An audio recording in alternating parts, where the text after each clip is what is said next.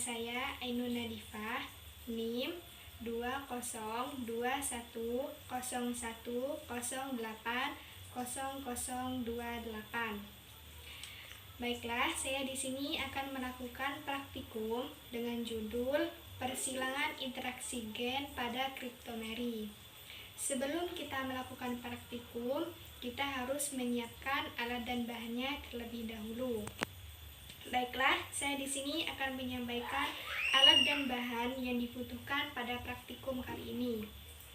Di antaranya kardus, gunting, potongan bambu, spidol, paku, penggaris, dan juga alat tulis.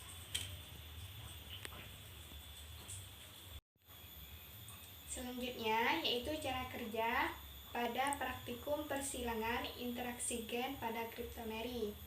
Langkah yang pertama yaitu buatlah baling-baling dengan 4 lengan, dan dimisalkan baling-baling yang pertama untuk jantan dan yang kedua untuk betina.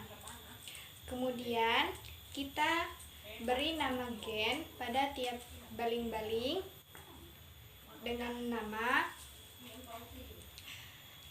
nama gen A besar, B besar, A besar,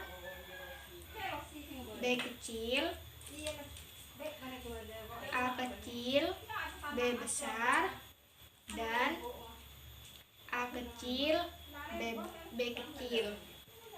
Begitu sebaliknya pada gen untuk yang jantan, A besar, B besar, A besar, B kecil, A kecil, B besar, dan A kecil, B kecil. Setelah kita memberi nama gen pada kelamin betina dan jantan, kemudian kita lubangi bagian tengah baling-baling tersebut dengan paku.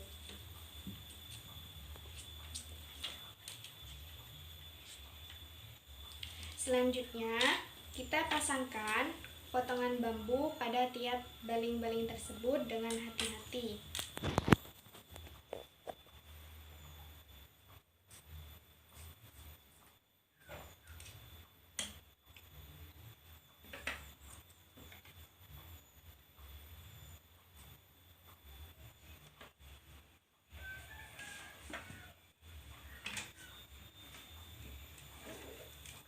Kemudian, putar baling-baling genetika secara acak.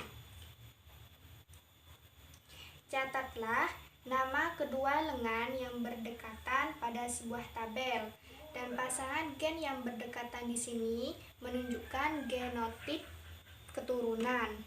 Nah, di sini genotipnya A besar, B besar, B besar. Kemudian kita catat dalam buku A besar, B besar, B besar. Kemudian kita putar untuk yang kedua kalinya. Nah, di sini menunjukkan genotip A besar, A kecil, B kecil, B besar.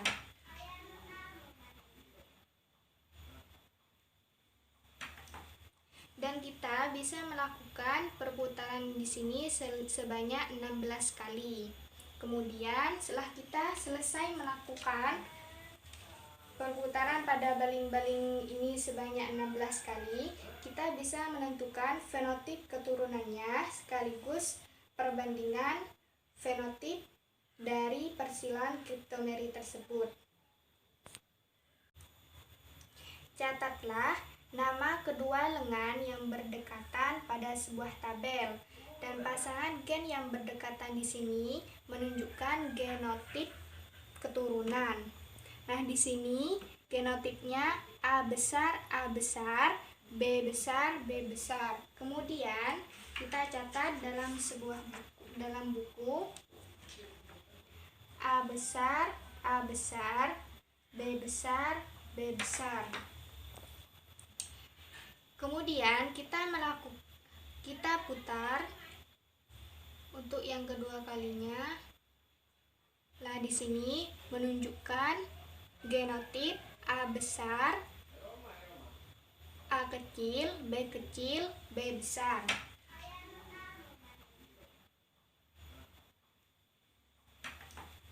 Dan kita bisa melakukan perputaran di sini sebanyak 16 kali. Kemudian setelah kita selesai melakukan perputaran pada baling-baling ini sebanyak 16 kali, kita bisa menentukan fenotip keturunannya sekaligus perbandingan fenotip dari persilangan kriptomeri tersebut. Baiklah, saya di sini akan menyampaikan pembahasan sekaligus kesimpulan dari praktikum yang telah saya lakukan tadi.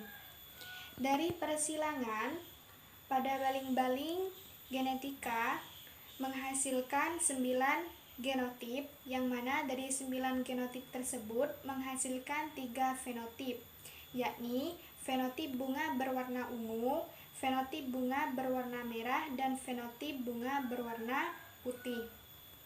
Dan jumlah kemunculan fenotip tersebut, bunga berwarna ungu muncul sebanyak 9, bunga berwarna merah sebanyak 3, dan bunga berwarna putih sebanyak 4. Jadi perbandingannya yaitu 9 dibanding 3 dibanding 4. Dan fenotip yang sering muncul yaitu fenotip bunga berwarna ungu. Jadi bisa kita simpulkan bahwa persilangan tadi termasuk pada kriptomeri. Dan kriptomeri tersebut termasuk pada penyimpangan semu hukum Mendel karena rasio fenotipnya berbeda dengan persilangan dihibrid pada hukum Mendel. Kriptomeri tersendiri merupakan peristiwa di mana suatu faktor tidak tampak pengaruhnya jika berdiri sendiri, akan tetapi bisa tampak pengaruhnya apabila ada gen yang menyertainya.